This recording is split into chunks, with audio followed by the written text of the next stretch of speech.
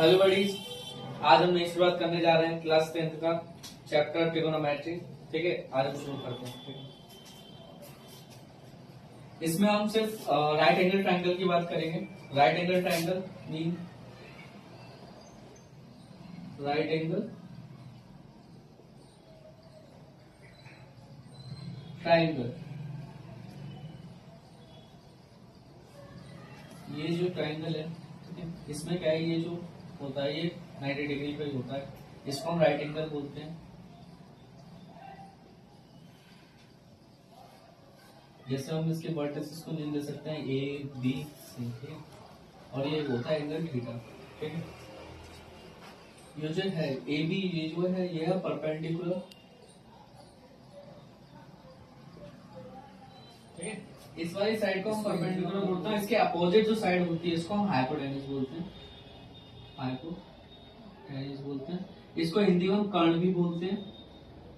और इसका जो ये होता है, ये नीचे वाली साइड जो होती है इसको हम बेस बोलते हैं, हिंदी में इसको आधार बोलते हैं।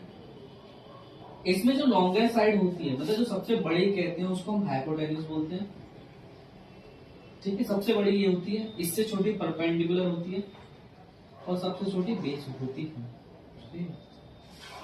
अब क्या होता है, हमें सिर्फ इस ट्रिगोनोमेट्री में सिर्फ राइट एंगल ही ट्रायंगल पर डील करनी है, जिसमें हमें क्या हुआ कि हमें साइड निकालनी होगी।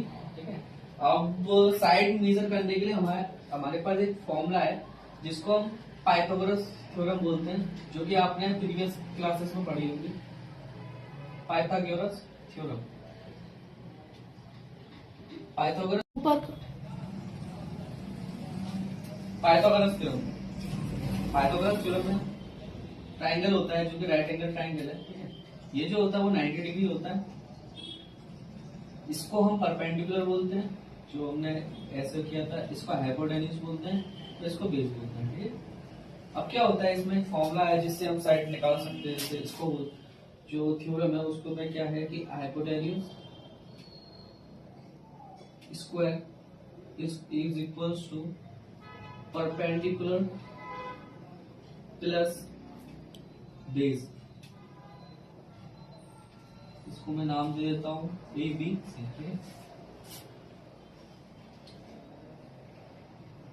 ए C square perpendicular A B square plus B C square.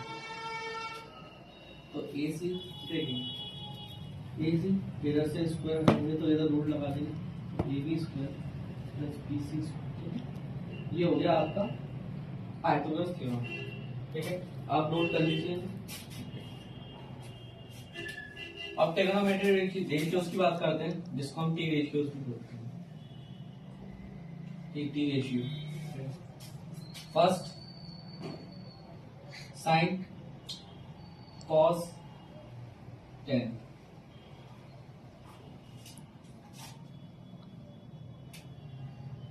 Ten के बाद अगर आप कॉट लिख देंगे, ये आपको एक सीरीज में ही याद करने पड़ेंगे, सेक थीटा और कोसेक थीटा। अगर आप उल्टे सीधे कर दोगे तो गड़बड़ हो जाएगा। अब इसका आपको एक तरीका दे रहा हूं, बहुत इजी है और बहुत फनी भी है, बट आप कोई सीरियसली ना लें। आपको याद करना है पी बी पी और एच एच बी। ठीक है, ये एक तरीका है, P V P H H B. इसकी फनी ट्रिक ये है, आपको इसको पी वी पी और एच एच बी। ठीक है, पी का मतलब है पाकिस्तान भूखा प्यासा, हिंदुस्तान हरा भरा। मतलब मैं लिख देता हूं इधर, पाकिस्तान भूखा प्यासा, और ये है हिंदुस्तान हरा भरा। ठीक है, ये एक फनी ट्रिक है। इसमें पी का मीन परपेंडिकुलर है, बी का बेस, एच का हाइपोटेन्यूज है। ठीक है, इसको आप याद रखें। और हिंदी वाले बच्चों के लिए ये है कि आपको ये ध्यान रखना है, हिंदी मीडियम वाले बच्चों के लिए इसको हम बोलते हैं लाल कक्का। लंब आधा कर्ण, लंब आधा लंब, कर्ण कर्ण आधा। ठीक है, ओके। इधर आप लिखो sine theta cos theta tan theta cot theta second theta और कोसेकेंड थीटा मतलब कोसेक थीटा। अब आपको एक चीज ध्यान रखनी है, जब हम आगे न्यूमेरिकल क्वेश्चंस करेंगे उसमें आइडेंटिटीज यूज होंगी, उसमें ये हमें बहुत हेल्प करेगा। आपको ये दिमाग में रखना है, जैसे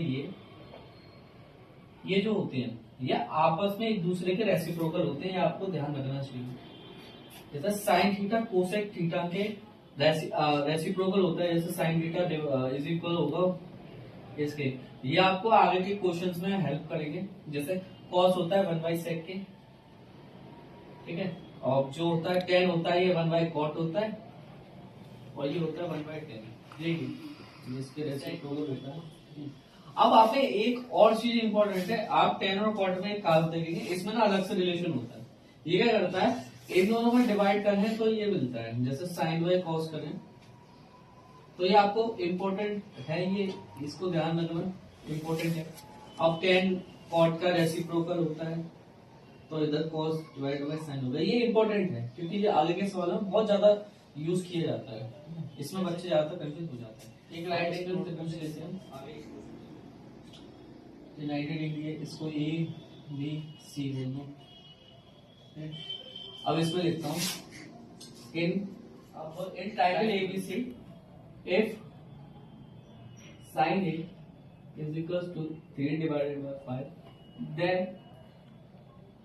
find the value of all t ratios।